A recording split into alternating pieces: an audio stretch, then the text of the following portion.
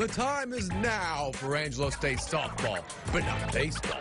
The Rams were on their bye week while the Bells welcomed in another conference foe to Meyer Field. See how they whooped up the competition. Then on the high school scene, games, news, and stories galore. Then we reveal our player of the week. Now sit back and relax. It's time for Season Pass. This is your KLST Season Pass.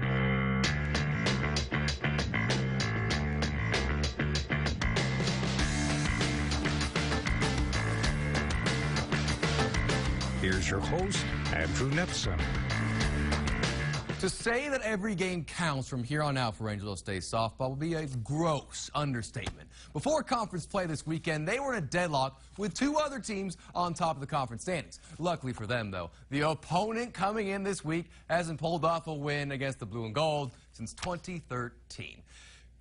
We're talking about UTP being the Lady Falcons, by the way, if you didn't catch on. Scoreless till bottom of the fifth in the first game. Runner on third for Bailey Wallace. Guess what we got? It's a squeeze. Oh, boy. Landing it down perfectly, and Brooke Mangold races home. She is safe. That's the first round of the game for ASU. Now, Wallace on second base. Tegan Kirk at the dish. Here comes the pitch. Drills it past the diving third base woman. And Wallace slides home for another run, and it's 2-0 Angelo State in front. An incredible day for senior pitcher Morgan Hill, striking out 9, and she threw her first career no-hitter. 6-0 ASU takes game number 1. She improves to 17-4 with her win. My goodness. And it was almost a perfect game, too. Look at that, just one walk given up. Danae Bina got triple, and Bailey Wallace 2 runs batted in. Brandy Marlette, well, she got the start in game 1 of the next day because it was a doubleheader, game 2 overall the series. There's your final score, but I'll tell you how we got there. A lot of runs in the first, and by a lot, I mean, well, just look. 2 score right there. That made it 3-0 right away. Then later in the inning, bases loaded for Madison Greenwell by the center fielder all the way to the wall. That not only clears the bases for second and third runners coming in, here comes Madison. It's an inside the park grand slam, never seen before with my own eyes until Saturday. But they weren't done there. Still bottom 1, Karina Rocha doubles to left center, brings in 2 more. That capped off an 11-run first for the Bells. Now to Marlette. In her 5 innings of work, she struck out 12 and didn't allow a single hit. Guess what? That's called a no-hitter. It's her 5th no-no of her career. Bells run rule UTPB in game 1, 14-zip. So back-to-back no-hitters. Would you look at that? 12 strikeouts. Quite impressive, Madison Greenwell, as you saw that grand slam. And Amanda Ramage, former Lakeview maiden, 2 for 2, double, and 3 runs batted, and everyone chipping in there. Now to game 2 of the day with the Bells going for the sweep. Still haven't get up a single hit going into the last game. Bottom 1, but Courtney Barnhill. Oh, there's a reason why she bats third in the lineup now. She does that. Gone. Left center, home run, 2-run home run, that is. That's her 10th ding-dong of the year. It's 3-0 ASU. Now the top of the... Oh, no, actually, no, let's stay with ASU. Tegan Kirk, she crushes this. There. Oh, that's her 10th home run of the season. And ASU is up 3-0. Now the top of the second, where we go. UTPB still looking for the first hit of the series, and they got it. It took 13 innings, but they got it done. Vanessa Alonso with the honors. A few more Lady Falcons would have hits in that inning. And also, hey, they put up 1 run, but it's not near enough to beat the Bells. 6-1 sweep. Megan Hill, Morgan Hill's little sister. She's a freshman, 4 innings pitched. She got the win. She's a perfect 2-0 on the year. Good when you get the young ones in there. Courtney Barnhill and Tegan Kirk both with great games. Now, the standings. Oh, Texas A&M Commerce continues to dominate the opposition. They swept away Western New Mexico quite easily. So now, these 2 teams play next week. Woo, they only play 3 games, so somebody's going to be in first and someone's going to be in an absolute second. No tying after next week. Bottom half of the standings, we got Texas Women's, Kingsville, Midwestern State, Eastern New Mexico, and UT Permian Basin falling to 4-20 in conference play. Right behind them is Western New Mexico, not pictured at 2-22. Now, no conference games or just games in general for the Angelo State baseball Rams this past week. It's essentially their bye week. So no highlights to show, so all we can do for the time being is show you head coach Kevin Brooks. I think the week off comes at a good time. You know, we can sort of recharge our batteries, hopefully get some nicks healed up, and then be ready to go full. You know, our schedule's great at the end. We finally get to play at home here a little bit, get 2 out of 3 of the series left at home, and we play against, you know, the first 2 series against the bottom 2 teams in the conference. So. And I bet he's feeling blue about losing 3 out of 4 to Kingsville, but I bet he's feeling pretty good after Bartolo Colon almost got a perfect game against the Astros, and the Rangers won 2 of 3 against Houston. So congrats, Coach. But look at West Texas A&M. Looking up, everyone is at them. A perfect 10-0 in conference play. Good for the number 8 spot in Division II baseball overall. ASU still holds on to that 3 spot, but right behind them, Kingsville. The bottom 2. The teams he was referring to when he was talking on camera a couple seconds ago. Eastern New Mexico and UTPB. Eastern's their next opponent, then it's UTPB, then they close out the year on the road at West Texas A&M. ASU tennis, first season of the century, entered its final weekend. So let's see how the ladies fared before the Lone Star Conference tennis tournament.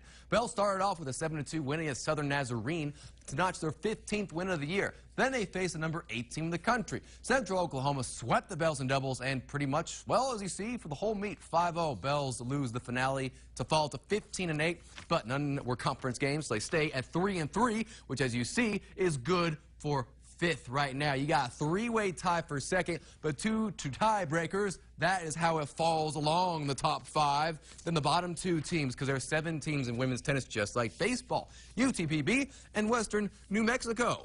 Now we have the Lone Star Conference tournament all set for tennis. The Bells will take on the Texas A&M Kingsville Javelinas, the 4-5 matchup. Winner of that one later in that same day will take on Midwestern State, the overall number 1 seed in conference. The other games that will be going on Friday, April 20th. Cameron against Western New Mexico and their Lady Mustangs, or should I say its Lady Mustangs, proper grammar, yes please. Tarleton State Texans and the UT Permian Basin Lady Falcons. Okay, coming up next on Season Pass.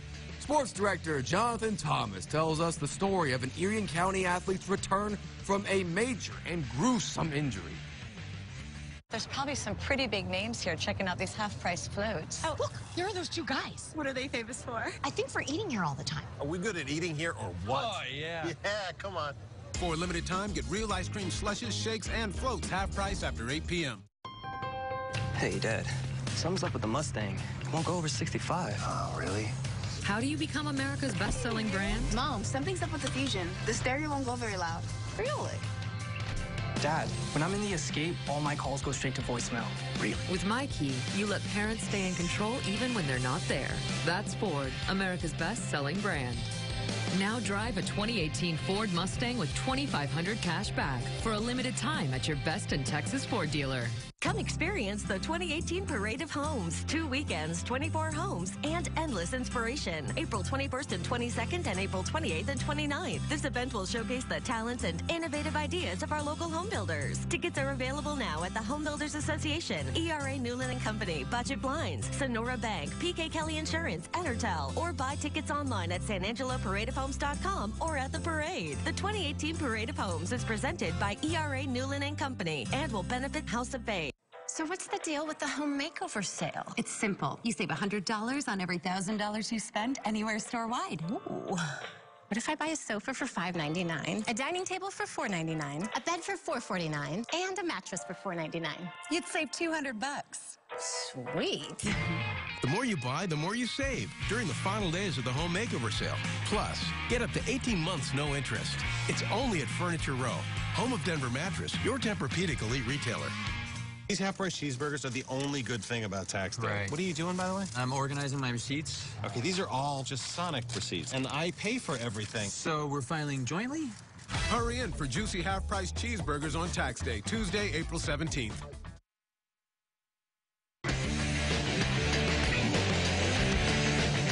It's often said when adversity strikes, a person's character is revealed. And the example of Erie County's Spencer Scott proves that to be true. This is Spencer Scott, a two-sport athlete at Erie County.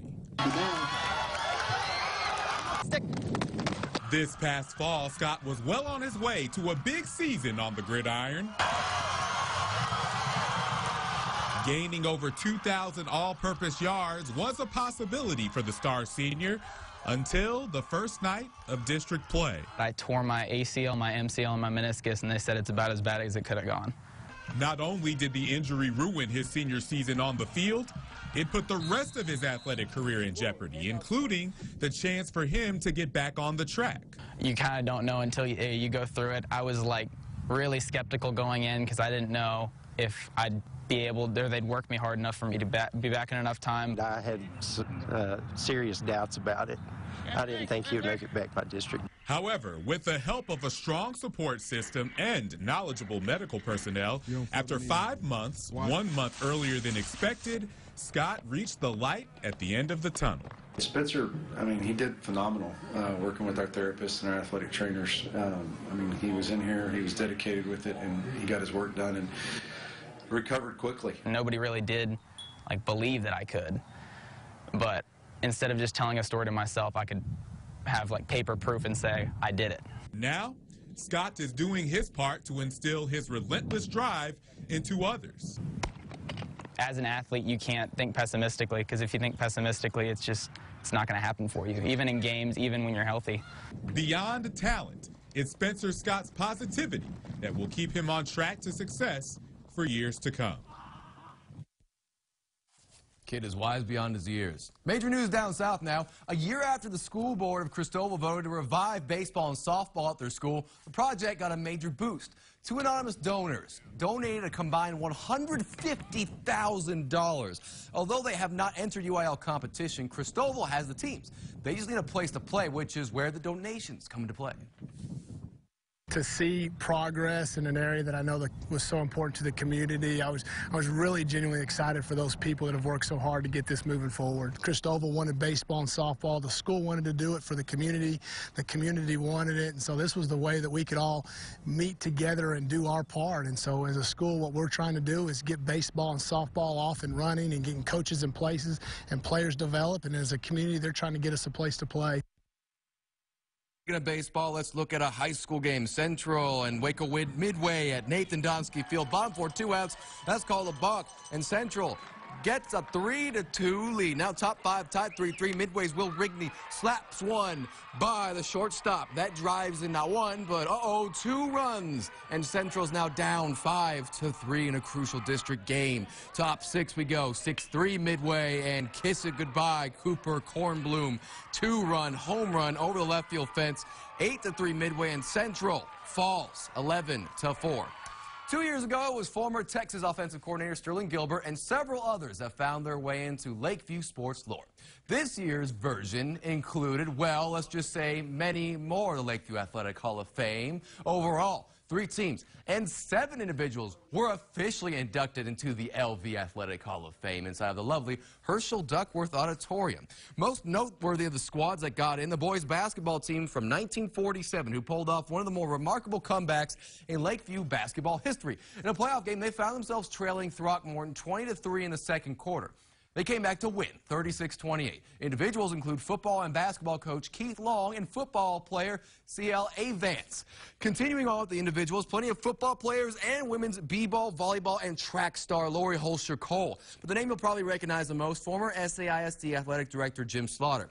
Jim makes the cut for his time as Chiefs football head coach and AD from 77 to 86. He compiled a 56-38 record, 2 district titles, and 4 second-place district finishes.